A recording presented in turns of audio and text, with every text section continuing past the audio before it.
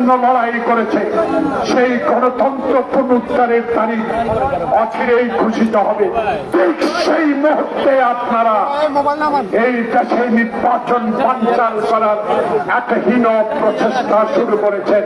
তার ইঙ্গিত নুরুল হক নুরুকে আহত করে হসপিটালে পাঠানো এবং বিভিন্ন কায়দায় আওয়ামী লীগকে আবার পুনর্বাসন করা হীন প্রচেষ্টার বিরুদ্ধে আপনাদেরকে এই প্রখর রৌদ্র উপেক্ষা করে যারা এসেছেন তাদের কাছে অনুরোধ রইল, কমিটি বড় বিষয় না, বড় বিষয় আপনারা যেদিকে থাকবেন সেদিকেই কমিটি।